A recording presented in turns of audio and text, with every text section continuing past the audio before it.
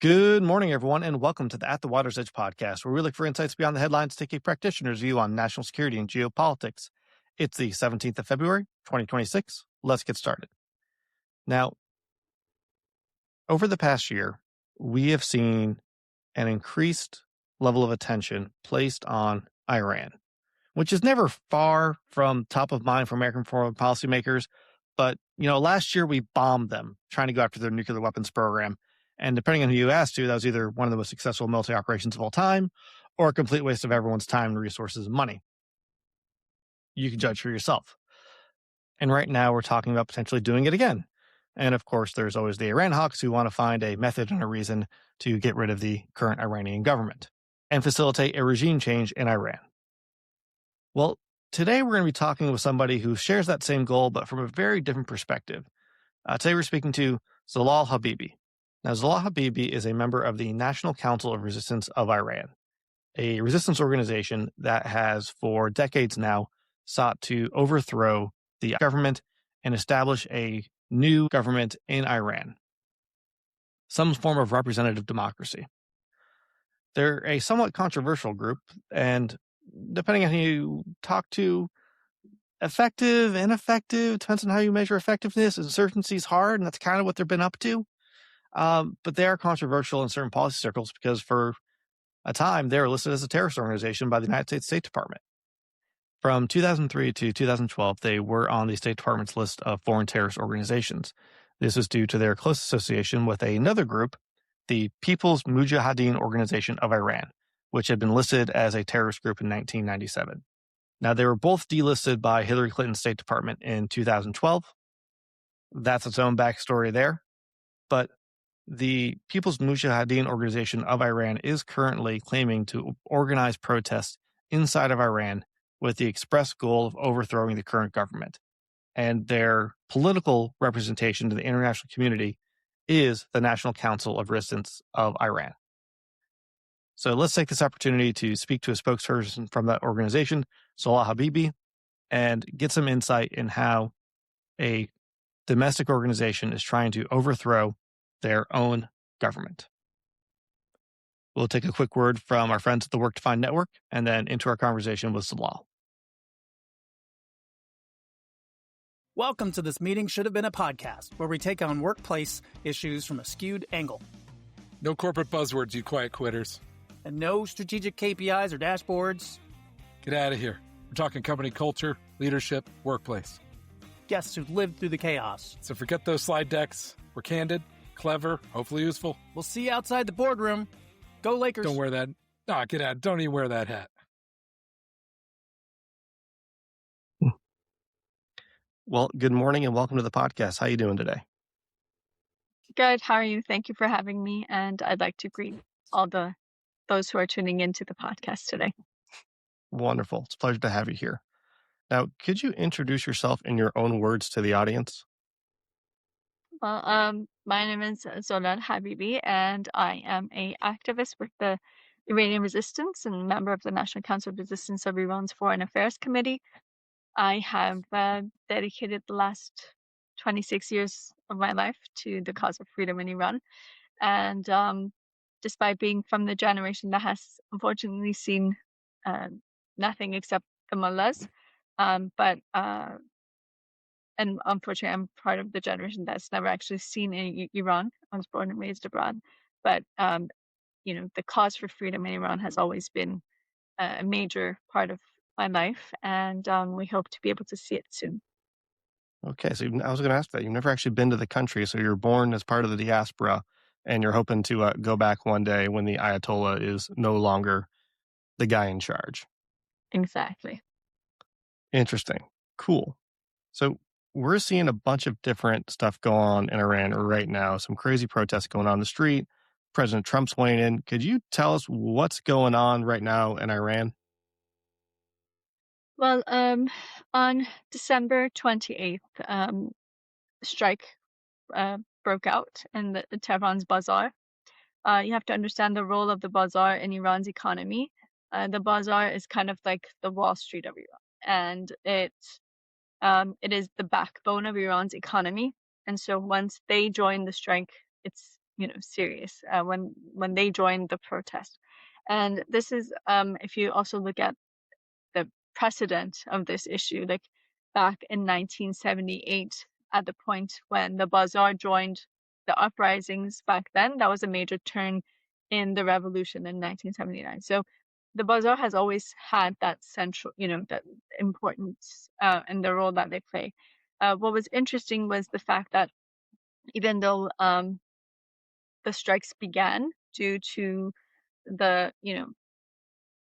Iran's currency has lost all its value, and just because of the economic crisis right now in Iran.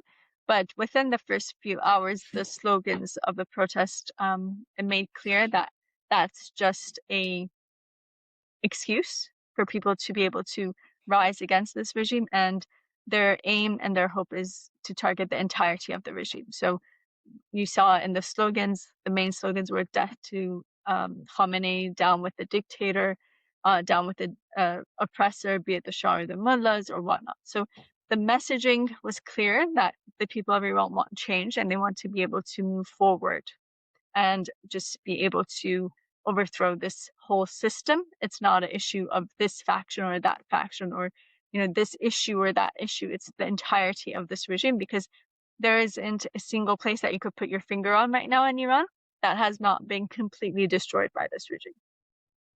Gotcha. Right when the strikes began by the bazaar, it was joined in by the students and throughout different universities, and so that really helped it spread to all major cities in Iran. And within a few days, all 31 provinces had joined the uprising in Iran, and also all walks of life. So this time around, what was important was seeing that people from different generations, because it started with the bazaar and then the students joined. So throughout, the different generations, different provinces of Iran, different ethnicities, different people from different walks of life, they all joined together in this united message. And that is, I think, something that was very powerful to see that, because in previous uprisings, if you look like in the past decade, we've had uprising in 2017, 2019, 2022, and then this year. If you look, each one, the start of the protests were not in Tehran. It started with a spark in a different region of Iran. But this time it started from the capital and it spread throughout the country, which is also very important. The reality is that a lot of people who, were, especially the first days of the uprising, they kept on saying, we are seeing something unprecedented in the streets. And that was, we see hope in people's eyes. We see, this defiance.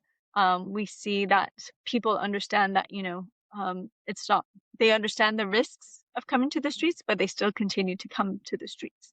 A lot of the youth who, unfortunately, a lot of them have been killed. You see that they left their final, notes to their families, or they said their final farewells before leaving the house even, and explaining to their parents why they are actually joining the protest and why they have to go. And I think that that bravery and that resilience is something that has shined through. We also saw the role of one of the characteristics that a lot of people touched on in these protests was the fact that they said we saw a lot of organizational structure on the ground in the protest. And you could see it in a lot of the different videos that, you see groups that are organized and they are the ones who are actually leading the protest and they're pushing it forward. And that is the role of resistance units in Iran. Resistance units, just to give the brief understanding of it, maybe we could get into it later. Yeah.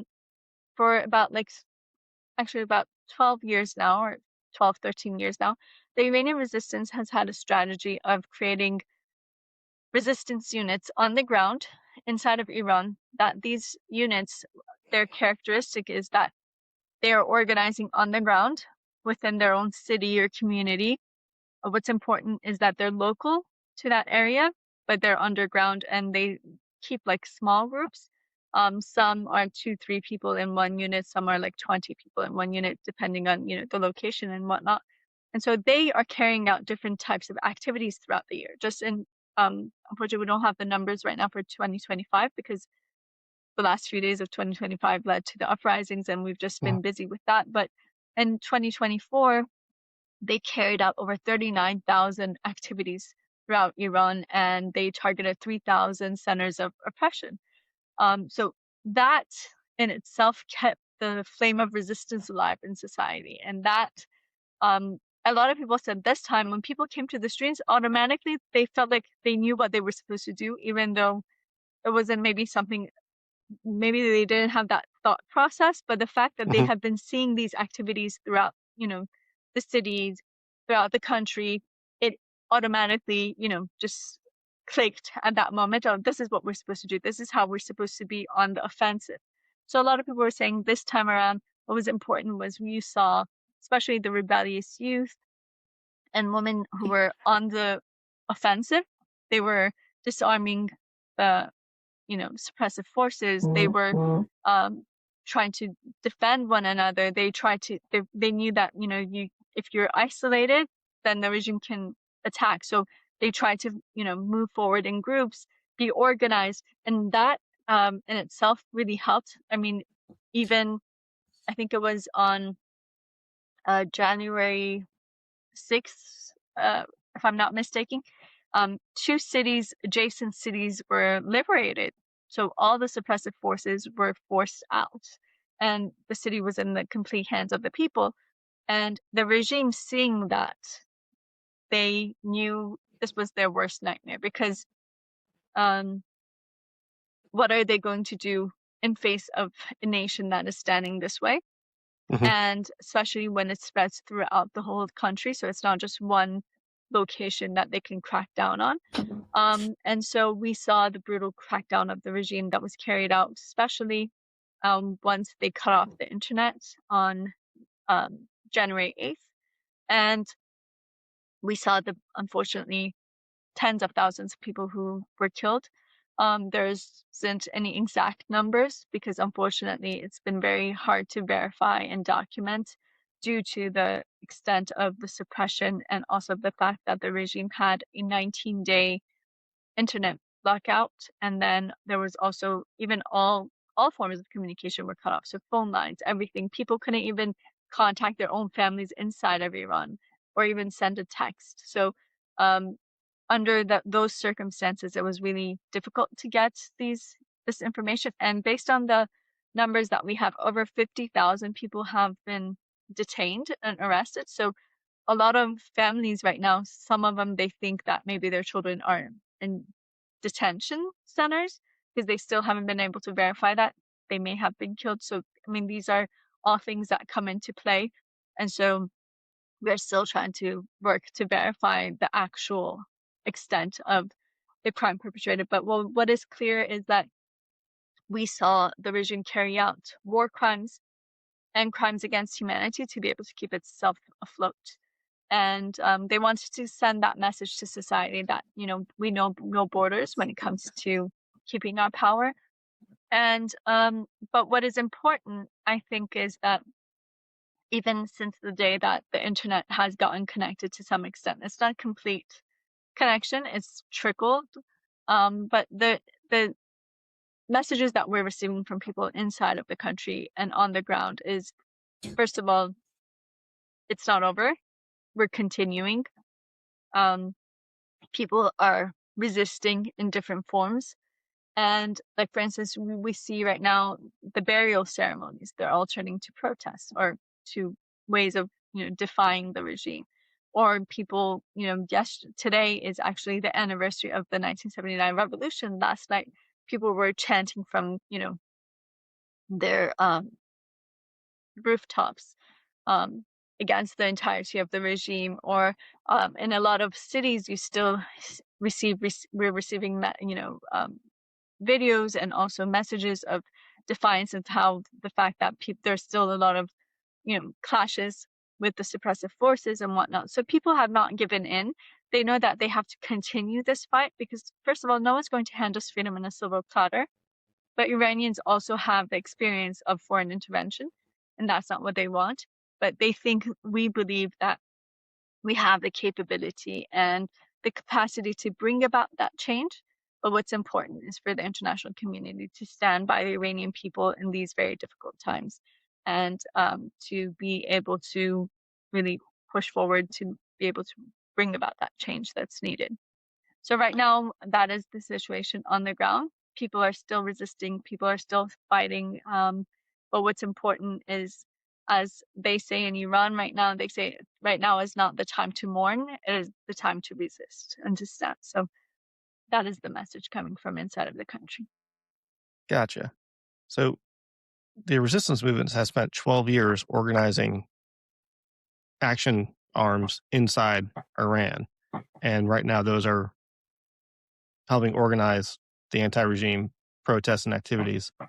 What's gone on in those 12 years? Why are they apparently more effective in this protest than they have been in previous protests? Or was that just part of the learning curve of getting stuff organized, and it took a certain amount of time to have a certain number of cells in enough locations to move the needle on the ground? Well, I think that it's a whole process. Of course, a revolution doesn't happen overnight, especially with a complex regime like the regime ruling Iran, a theocratic regime. It's much more complex than a classical dictatorship, because it has, the backing of like religion or whatnot that it uses as excuse to suppress the society. And it's a regime that has been able to, keep itself afloat for 47 years. So it has that experience.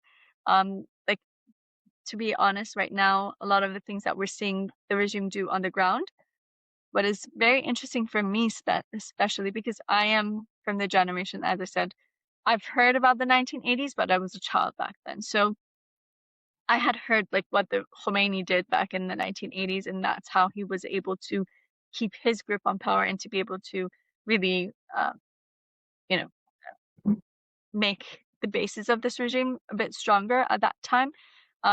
You see so many parallels to it right now, exactly the same methods being used. And so the things that I had always heard about, I am seeing right now being done. I think that if you look in the past decade, especially, I mean, you see how these uprisings are evolving step by step. First of all, if you look from 1981 till 1999, there were no like uprisings as protests like this form. There was like the activities of the National Liberation Army, and that was very successful. And that was, they pushed, they were able to end the Iran-Iraq war and force Khomeini to end, what Khomeini said, drinking the chalice of poison, but they were able to force Khomeini to agree to a ceasefire in the Iran-Iraq war and put an 8-year war to end, which the regime had used as an excuse to be able to suppress the society with that, having a foreign war. Anyone who dared to speak against Khomeini at that time, they were labeled as, foreign agents, spies, whatever, and they would be dealt with because we were at war. But the first major uprising that you see is 1999, and that was the student uprising. And then there was, again, it was suppressed. There was silence till 2009, which was, after the so-called elections in Iran, the elections between Ahmadinejad and Mousavi. And then you go forward to 2017.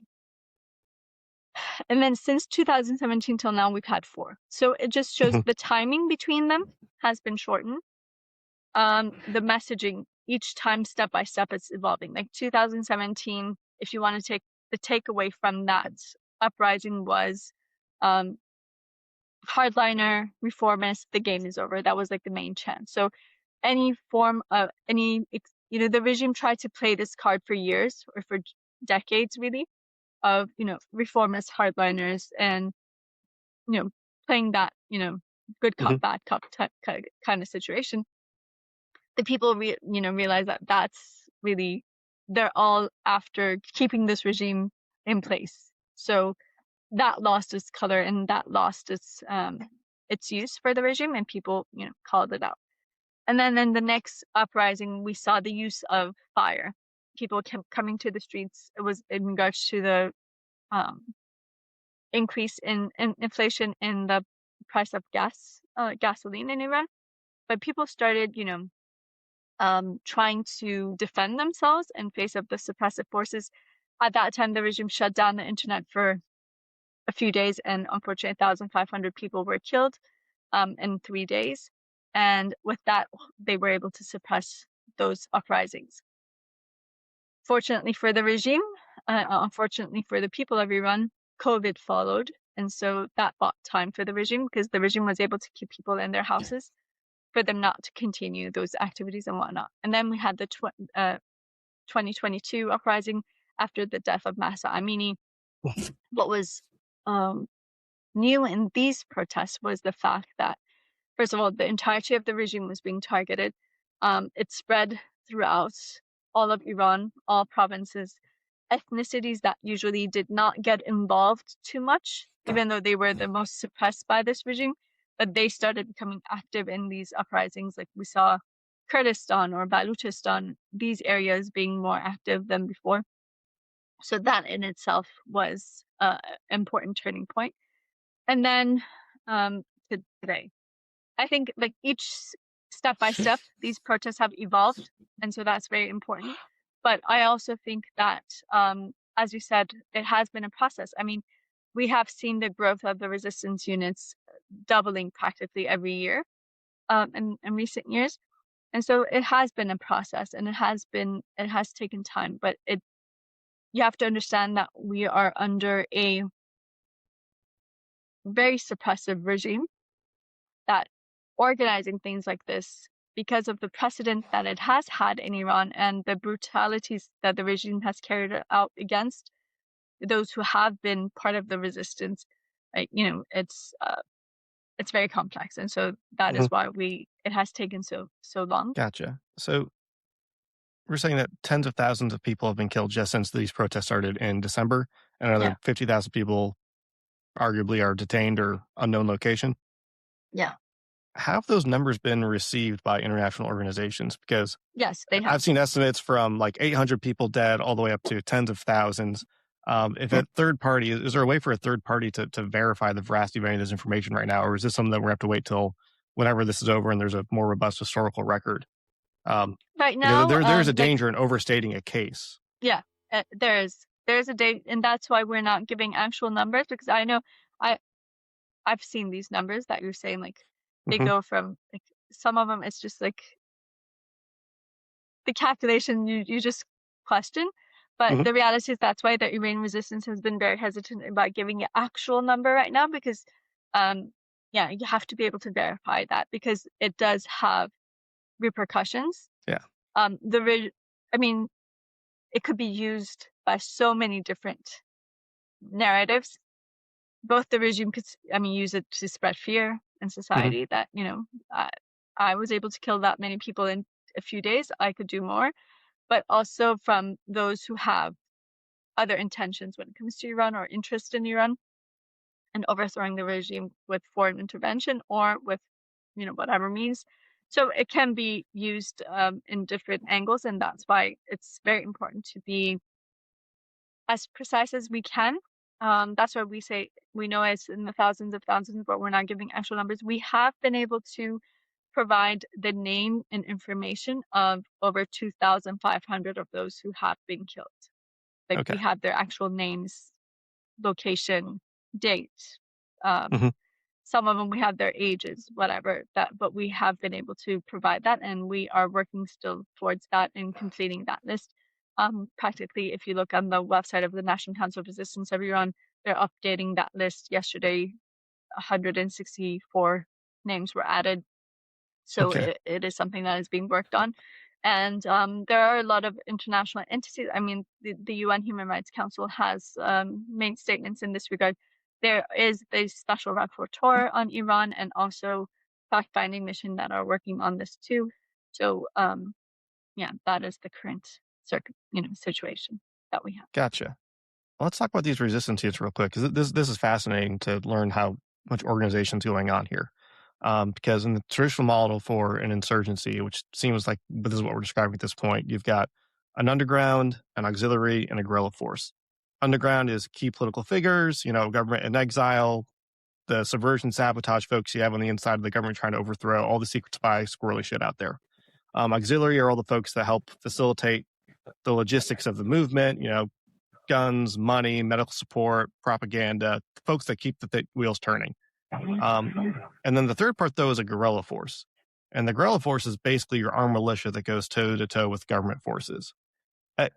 From reporting that I've seen, it doesn't appear that there's a guerrilla force yet on the ground, but we are starting to see indications that there are protest movements that are picking up guns and firing back at the Iranian regime. Is that going to be a next phase in this effort to push out the government, is to actually have armed militias on behalf of the resistance going toe-to-toe with government forces? To be honest, understanding this regime and how it structures, I think this regime learned its lesson from the Shah. The Shah was overthrown the minute he stopped execution and torture, practically. During Carter's time, President Carter had the human rights diplomacy, and he asked the Shah to stop execution and torture. And since the Shah was a puppet state, he agreed to that. But the goal was to be able to maybe lessen this, this agitation that existed in society, because people were, they were seeing that, these executions were being carried out, the torture, the Savak was notorious for its, methods. But President Carter didn't realize that it was already too late, and it had already had that impact on people in society. So the minute the Shah stopped execution and torture, people started coming to the streets, and 18 months later, the Shah was gone.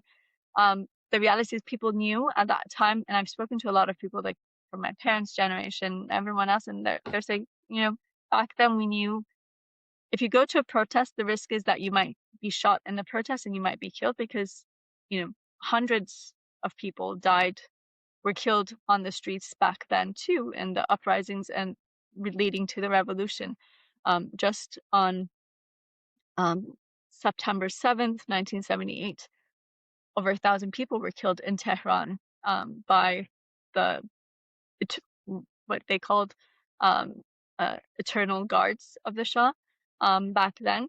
And so we have that experience in Iran. Right now, the Iranian regime, the reality is that they're not going to, first of all, the test of time has shown that this regime is not reformable.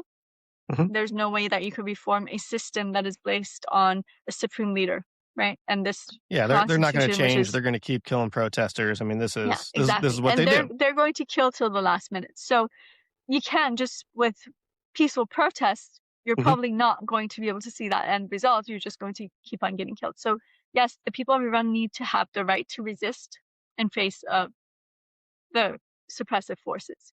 And that is something that we have been pushing for in the international community.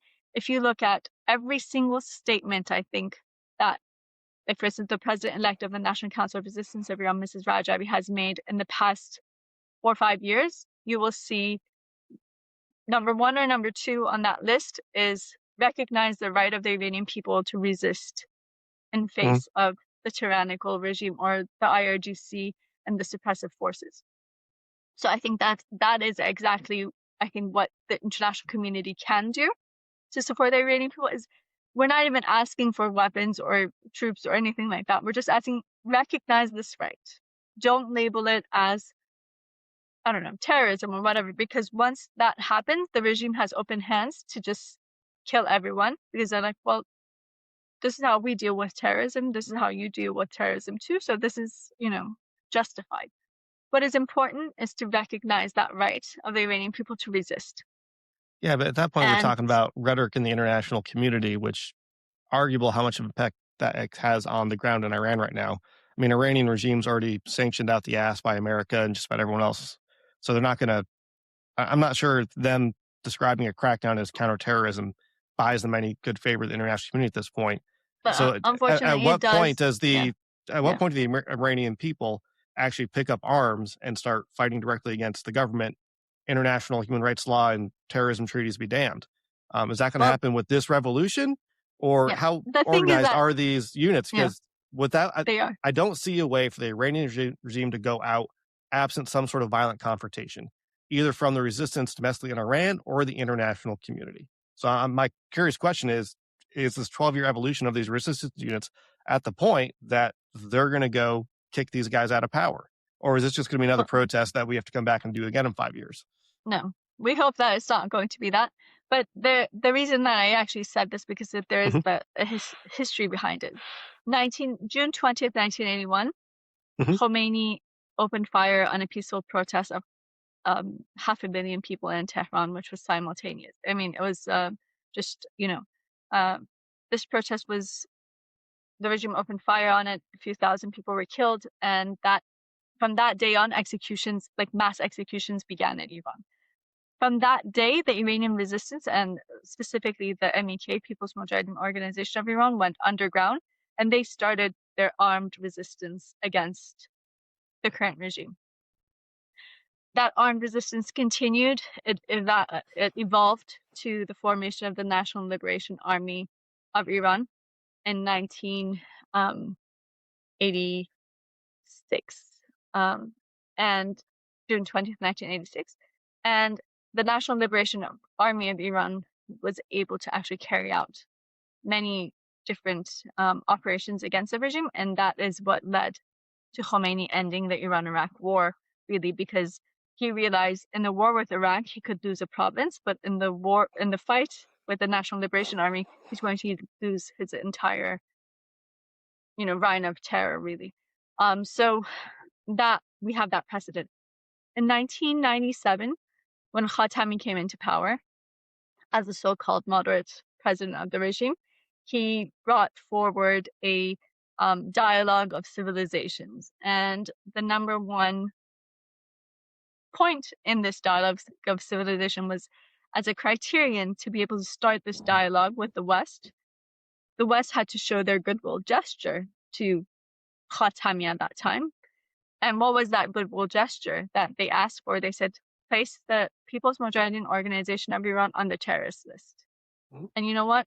October 1997, spokesperson of the State Department said, and I quote, as a goodwill gesture to the newly elected reformist president of Iran, Mohammad Khatami, the MEK had been placed on the terrorist list. Back then, Al-Qaeda, none of these groups were on the terrorist list, but the MEK were placed on the terrorist list. It took the resistance 15 years to delist itself from the State Department terrorist list. And unfortunately, once the US did that, EU and the UK followed suit, because that's what the regime was pushing them on. And they did. And unfortunately, we were the number one bargaining chips used at the negotiation table with this regime.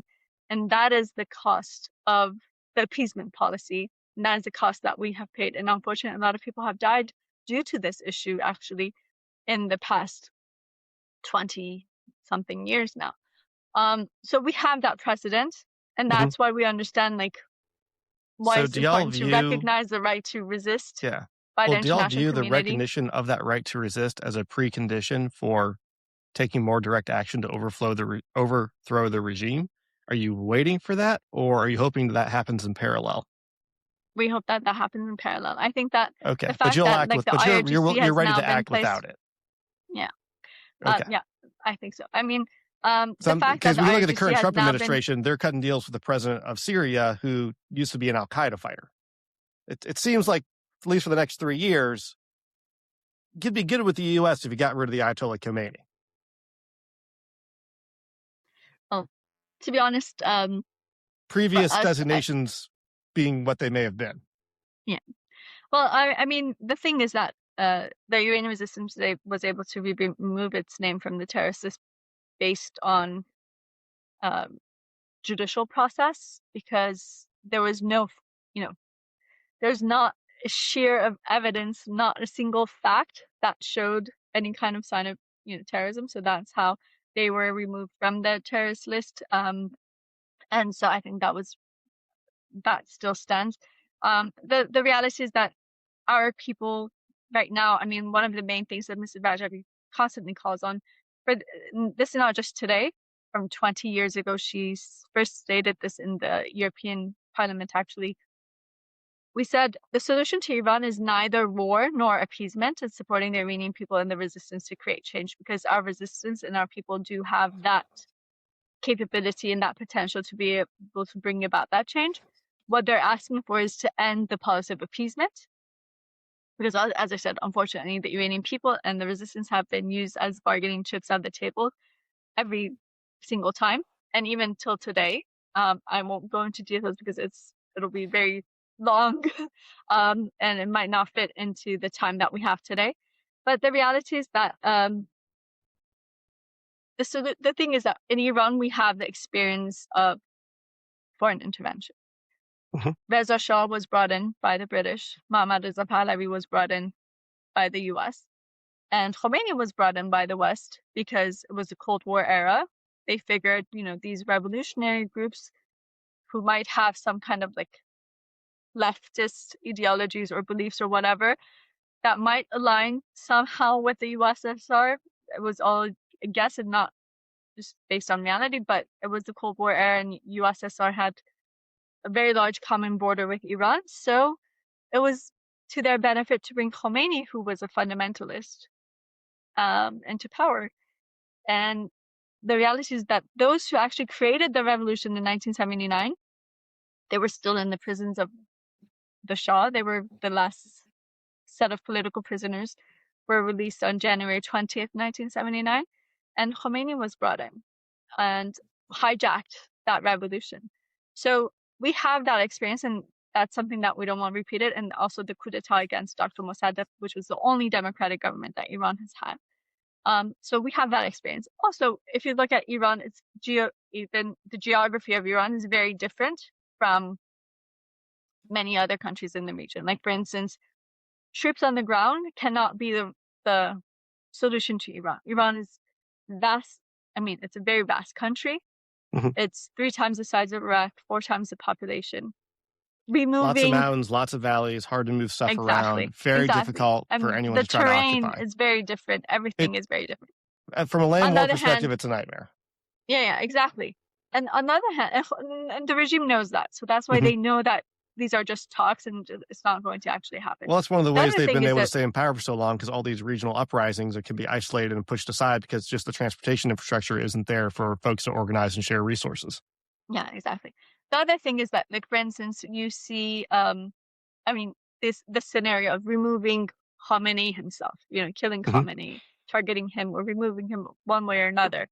That also isn't, like what we're seeing right now in Venezuela. It's not the solution for Iran. It's not going to lead to change, because even though it is a system that is based on the supreme leader, but it has like it's the entire structure, and you just remove it, they're just going to place the next one there. So it's not going to be brought about that way. So the scenario of foreign intervention is just like, it doesn't have any basis. Like, if you want to draw out like a roadmap, you really can't do it that way. So that's not the solution. So just, that needs to be removed from the table. On the other hand, policy of appeasement. This regime is not reformable. If a viper never gives birth to a dove, and that needs to be accepted.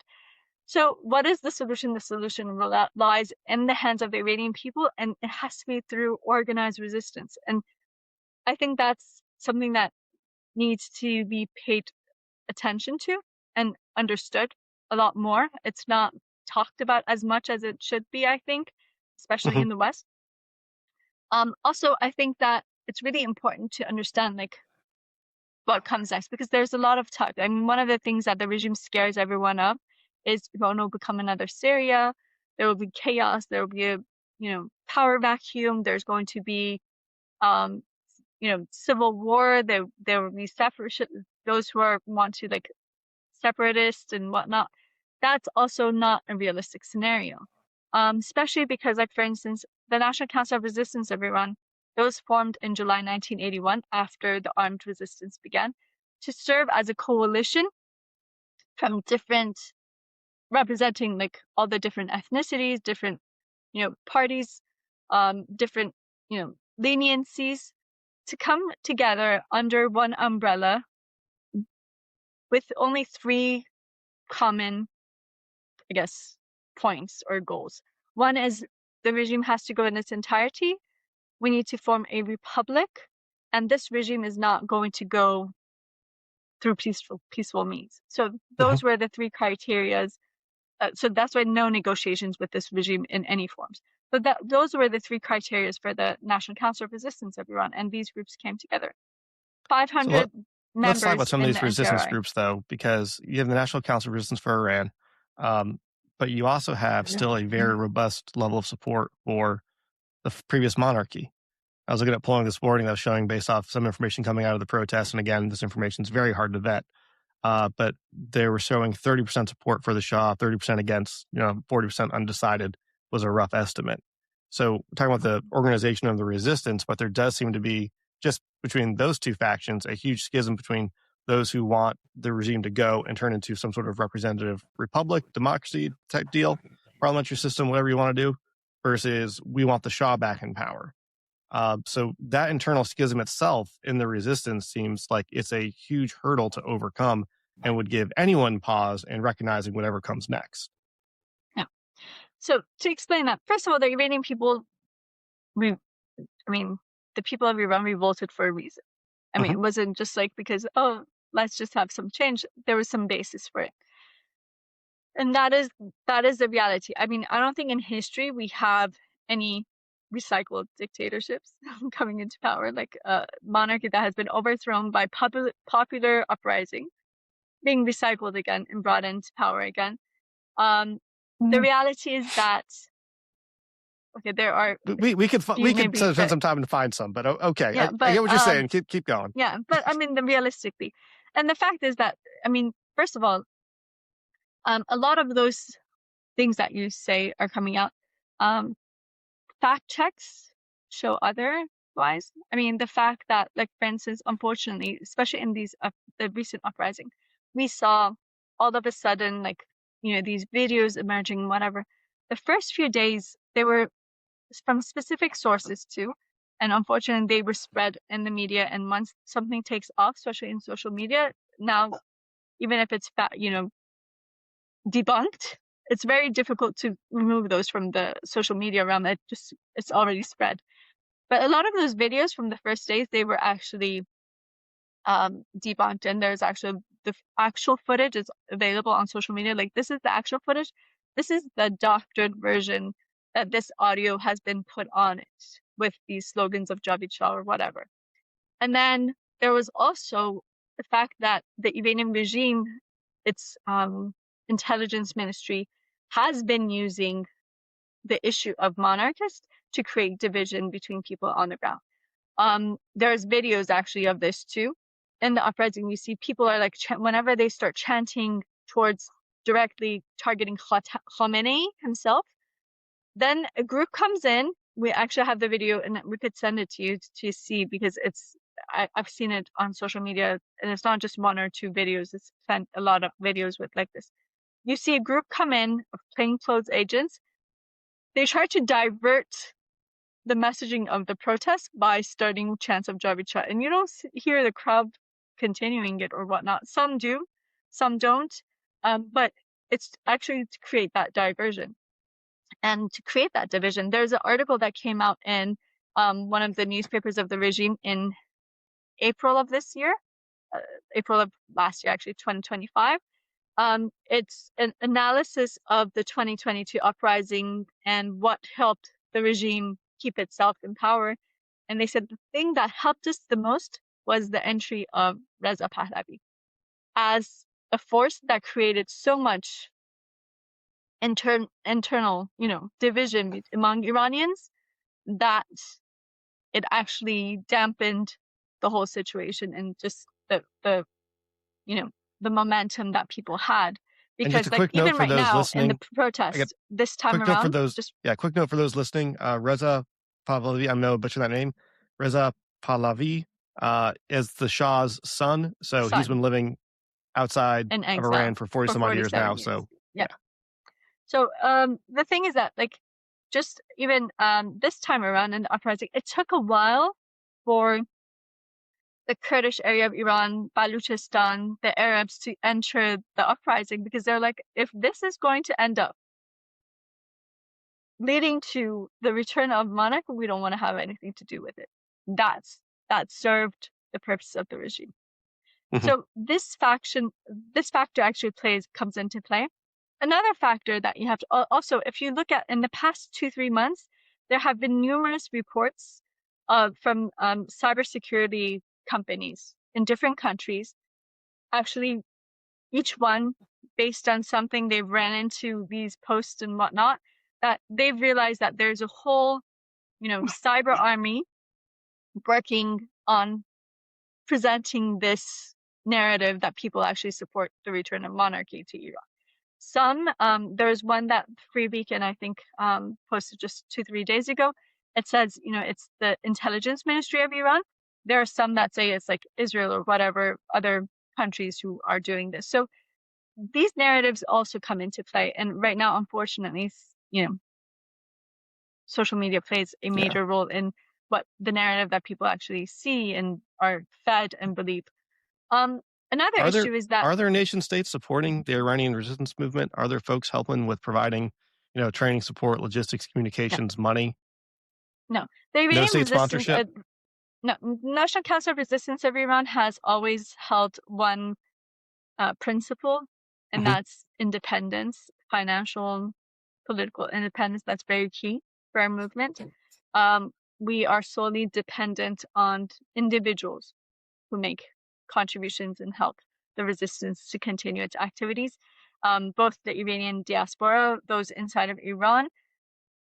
Okay. And the other thing that I just wanted to, in regards to what I was saying previously, I think it's really important to understand like this narrative of understanding like the concept of Reza Pahlavi, as you said, the heir to the throne of the Shah, I guess the son of the previous dictatorship in Iran, what he presents himself as. First of all, he changes his position like the wind, practically. One day he says, I actually support, having a republic in Iran. Then he says, well, I mean, I'm not opposed to being the king again. And then he said, well, people have asked me to be the leader or whatnot. But all of that you have to understand, like, based on what merit. Like, for instance, if you want to, represent yourself as the son of your dad, well, your father was thrown out by the Iranian people for the crimes he's committed. So that's no merit to stand on. And you have never condemned the crimes perpetrated by your dad. Right now, there is a court case actually in Florida against Pavis Sabeti, who was the head of the Savak back then. Those crimes have not been forgotten. Just the fact that the regime that came into power was worse doesn't whitewash the previous crimes that were committed or perpetrated. The other thing is that if you actually want to stand on your own merits and grounds and not because you're the son of your father, what have you done in the past 47 years? You have not been able to form one organization of even 20 people. So how are you going to run a country if you don't have any organizational structure? The fact that you've never, there have been attempts to create like different coalitions or groups or whatever. None of them have lasted more than 6 months. So I thought you started like the National Council of Iran and the Iranian National Council for Free Elections. But you're saying there's no there. None of them lasted for 6 months even. Okay. Yeah, they had no also institutional Phoenix. staying power. So what's that? So let's skip to the next part of the story. So there's some sort of violent overthrow of the current Ayatollah Khomeini. Some resistance unit, albeit let's say it's you guys, comes in. You're forming a new government. What's the transition plan? Because we've seen governments get overthrown in the Middle East before. America's got our own history with it. Generally doesn't tend to go very well for a whole bunch of different reasons. So what's the plan to actually put a new government in place and have it stick? Because one thing I'm thinking about the- here too is that most of the folks I've looked up and seen in National Council of Resistance of Iran, they're like you. They're not born in Iran, and even though Iranian descent in the diaspora, what does it look like for the Iranian people that just overthrew this government to get a bunch of people that of our Iranian descent but not from Iran come into their country and set up shop and tell us, "Hey, no, don't worry, folks, we got it. Just go along with our plan." That well, seems like a actually, tall order. yeah. Yeah. Well, actually, I mean, I think, part of the minority in the resistance that, born outside of Iran. Okay. I mean, the National Council of Resistance of Iran, for the most part, I mean, the 500 members of the National Council of Resistance of Iran, I think 99% are Iran born and raised. I mean, and there are a lot of prominent individuals who have a history when it comes in Iran. It has 25 different committees. Each committee has a chair. Do folks And ever go back and forth into Iran, or no, I imagine once you're part of this group, you're on the no, outside until the yeah, Ayatollah's gone. yeah, exactly.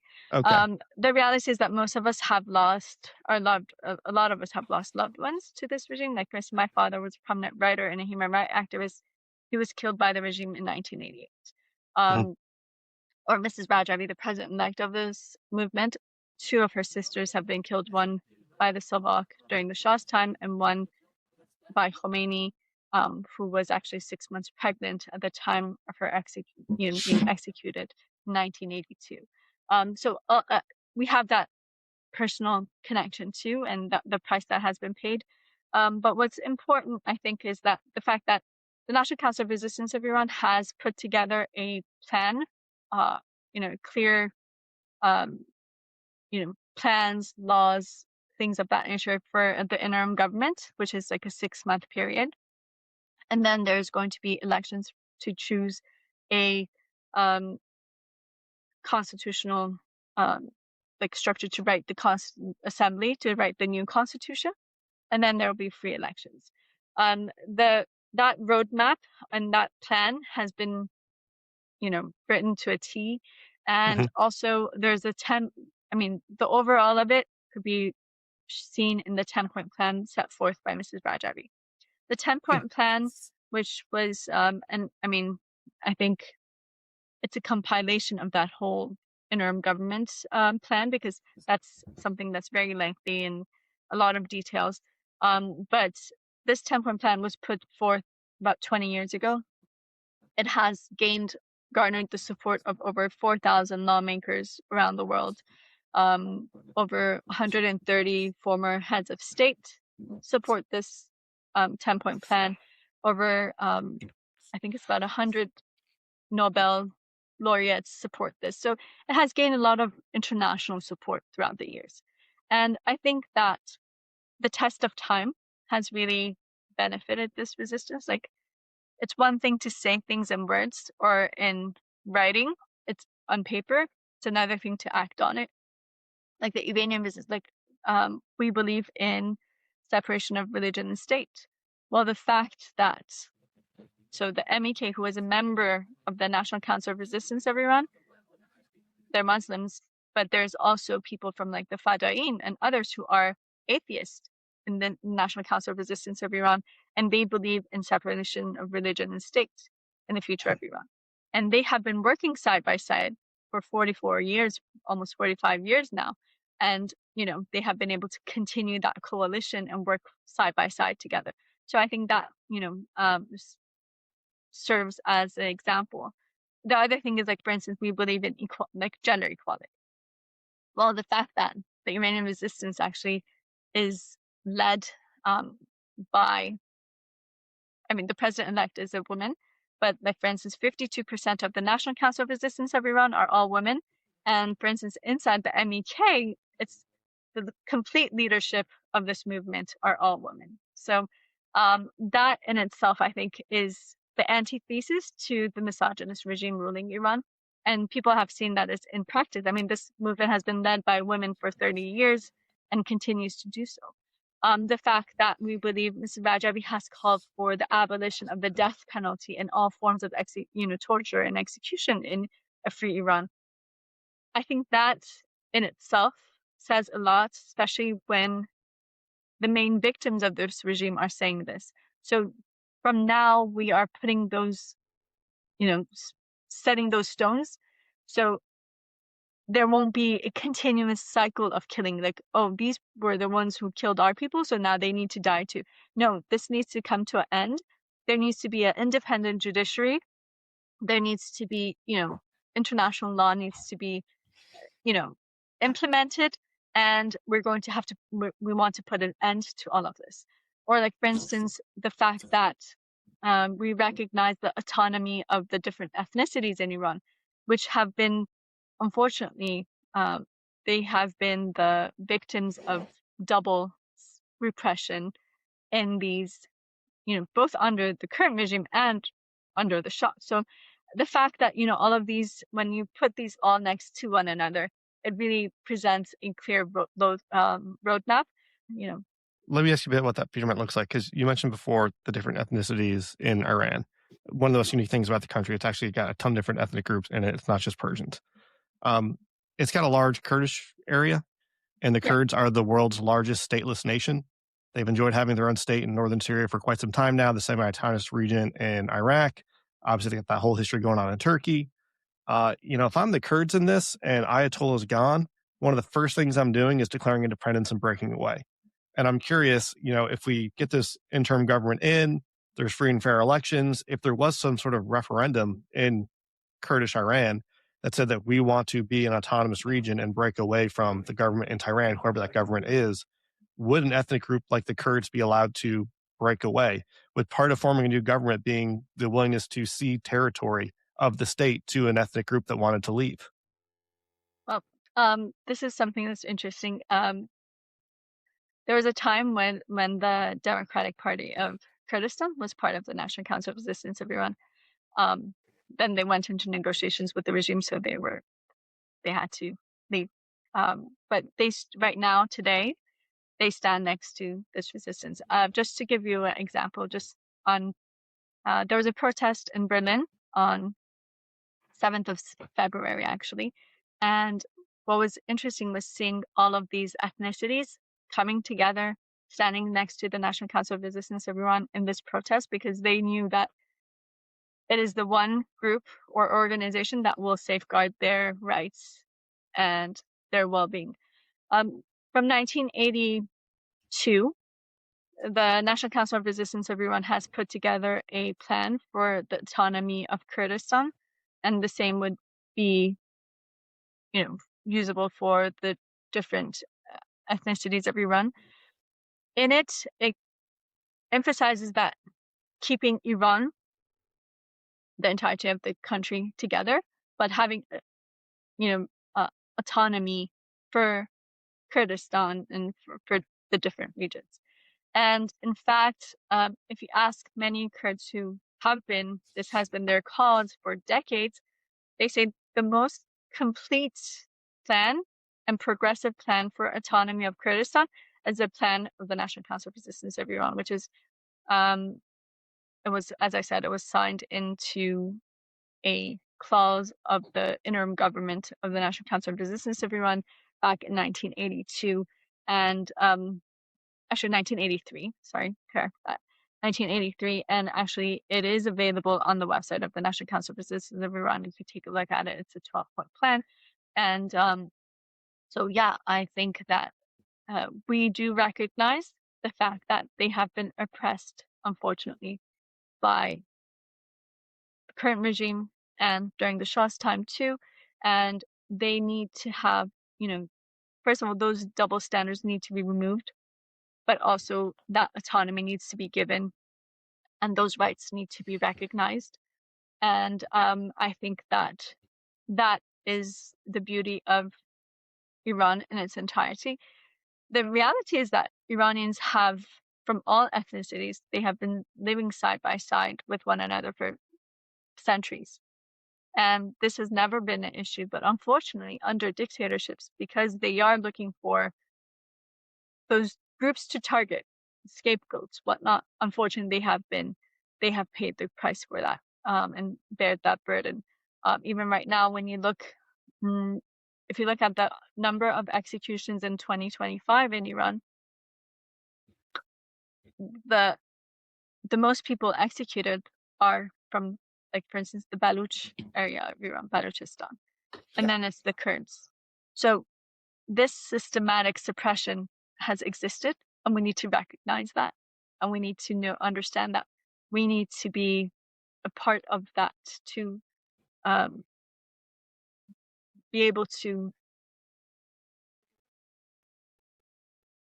I guess, be able to take away some of that burden and that pain, and to be able to give back, and to understand that, I mean, first of all, once they see that you don't have those biases toward them, and we are part and parcel of one country, I think that in itself will heal a lot of the wounds.